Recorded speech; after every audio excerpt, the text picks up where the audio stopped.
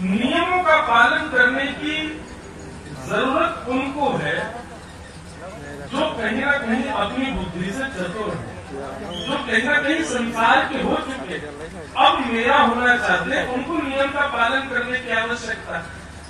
पर जो पहले से ही शुद्ध है, पवित्र है, भोले हैं, सीधे हैं, उनको ज्यादा नियम की आवश्यकता नहीं। कहीं ना कहीं संसार के प्रति चतुराई जिनके चित्त में है, कहीं ना कहीं संसार के प्रति संबंध जिनके चित्त में पूर्व से है, उनको नियमों के पालन की आवश्यकता है। लेकिन जो शुद्ध, पवित्र और सरल हृदय के हैं, उनको नियम की आवश्यकता नहीं। सत्य बताए बंधुओं, आजकल शुद्ध, पवित्र और सरल हृदय वाले बच्चे नहीं हैं। हम आप सब लोग यदि कर्मा की तरह करेंगे तो हमको पाप लग जाएगा, क्योंकि हम लोग चतुर है ऑलरेडी, बहुत चतुर है हम लोग।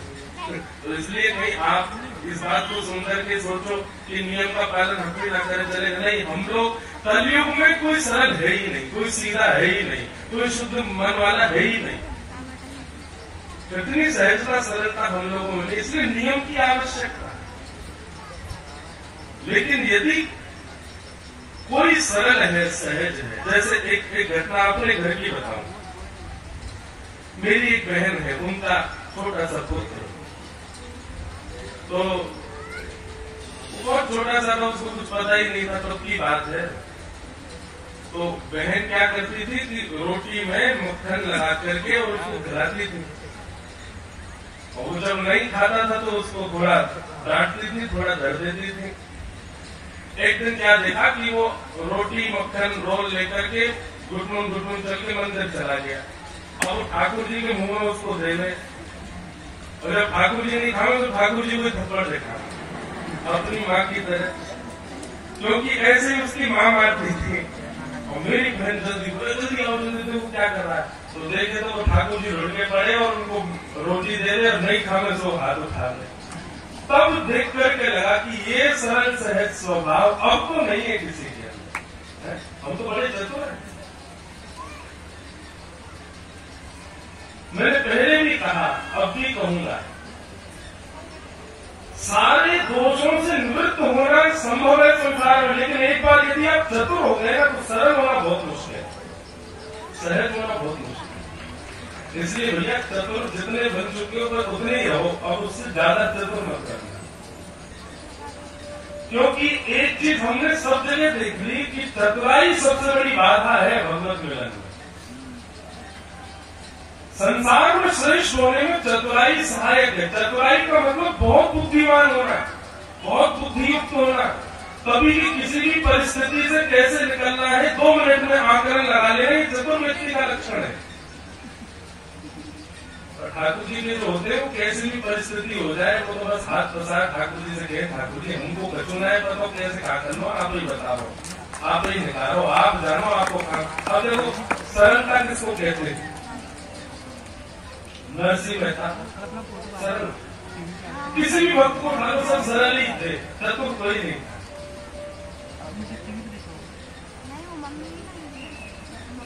प्रसंग आता है, मैं कुछ कथा में सुनाता हूँ कि जब नरसिंह मेहता के पुत्र का ब्याह संबंध पक्का हुआ, बहुत बड़े घराने की बेटी से हो गया। अब बेटी के रिश्तेदारों ने आकर के जब उनके पिता से कहा कि अरे तुमने किससे अपने बेटी का ब्याह कर? नरसिंह मेहता के बेटा। अरे नरसिंह मेहता के 3 दिन तक भोजन नहीं बनता है, तो तुम अपनी बेटी ब्याह रहे हो वहां पर। बेटी का पिता बोला अब क्या करें, तो ब्याह पक्का हो गया। तब एक चतुर व्यक्ति ने बेटी के पिता से कहा, बोले काम करो, आप नरसिंह मेहता को पत्र लिख करके ये भेज दो कि ऐसी बारात होनी चाहिए तो हम ब्याह करेंगे, नहीं तो हम नहीं करेंगे। क्या लिखे? बोले उसमें 10 हाथी लिख दो, इतने घोड़े लिख दो, इतने बैंड बाजे लिख दो, इतने बाराती लिख दो, इतने घराती लिख दो, आदि आदि सब बातें लिखते चले जाओ। इतना महंगा बारात का रूपरेखा बना करके भेजो कि नरसिंह मेहता खुद ही मना करते कि मैं ब्याह नहीं कर पाऊंगा। और उस चतुर व्यक्ति ने पूरा पत्र लिखवाया, इतने हाथी, इतने घोड़े, इतने ऊंट, इतने बैंड बाजे, इतने नगाड़े वाले, इतने चाहिए, और ये भी लिखा कि हर बाराती के गले में नवलखा का हार होना चाहिए। नरसिंह मेहता बेचारे कहाँ हार देखे उन्होंने, वो भी हर बाराती के गले में। अब पत्र लिख करके और ऊपर लिख दिया जय श्री कृष्ण, भेज दिया। पत्र लेने वाला पत्र लेकर के आया, नरसिंह मेहता के पास पत्र दिया, बोले मेहता जी आपका पत्र आया है। नरसिंह मेहता ने पत्र देखा तो जय श्री कृष्ण, बोले अरे बाबले मेरा नहीं है, ठाकुर जी का पत्र है, इस पर जय श्री कृष्ण लिखा है। जिसका पत्र है उसी को पढ़ना चाहिए, दूसरे को खोलना भी नहीं चाहिए। और नरसिंह मेहता ने पत्र खोला ही नहीं, ठाकुर जी के आगे धर दिया। बोले भगवान आपके किसी प्रेमी ने पत्र भेजा है, जय श्री कृष्ण लिख करके भेजा है, आप पढ़ लेना, समझ लेना इसमें क्या लिखा है, आप जानो आपका काम, हम तो खोलने भी नहीं देखेंगे। जैसे ही पत्र दिया, ठाकुर जी मूर्तिमंत खड़े थे, मनीमंत सोचने लगे अरे नरसिंह एक बार खोल तो ले इसको, ये हाथी घोड़ा कहाँ से लाएगा तू। पर नरसिंह मेहता तो सरल सहज है, बताओ इतनी सरलता है हम लोगों में। हमको पता चल जाए कि पिताजी का पत्र आया तो बच्चे खोलने देख लेते हैं, देखो मुझे क्या है। पता चल जाए बच्चों का कोई पार्सल आया तो मैया चुपके से खोल वो देख लेती है, हम तो चतुर है भैया।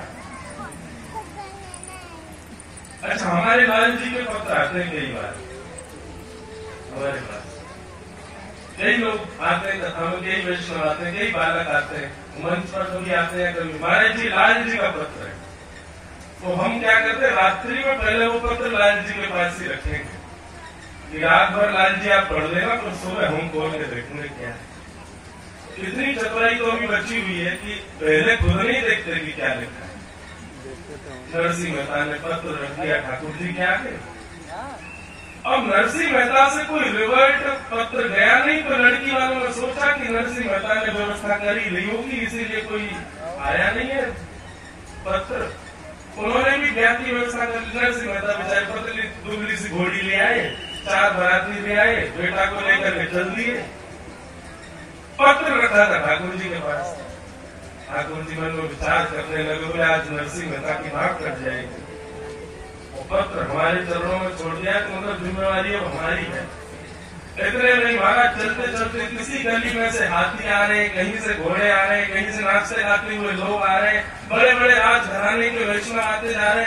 नरसिंह मेहता देख देख करके सोचा पता नहीं हो सकता है हमारे लाला के कोई मित्र होंगे। सब देखते ही देखते महाराज इतनी बड़ी बात हो गई नरसिंह मेहता के पुत्र की। तभी एक आया राजकुमार और आकर के उसने नरसिंह मेहता के बेटे को पतली दुबली सी घोड़ी से उतार के सुंदर सी घोड़ी पर बैठा दिया। ढोल नगाड़े बज रहे, ताशे बज रहे, नरसिंह मेहता बोले जय हो लाल, सब हाथ में बताए क्या सुंदर बारात लग रही है। अब लड़की वाले चिंता में तो थे, बोले पता नहीं बारात कैसी होगी। किसी ने जाके कहा, बोले कि भैया बारात आ रही है, जरा देखो तो चलो। पहाड़ी पर चढ़ करके ऊपर से जब बारात देखी तो जहां तक दृष्टि जा रही थी वहां तक घोड़े ऊंट हाथियों से सुसज्जित बारात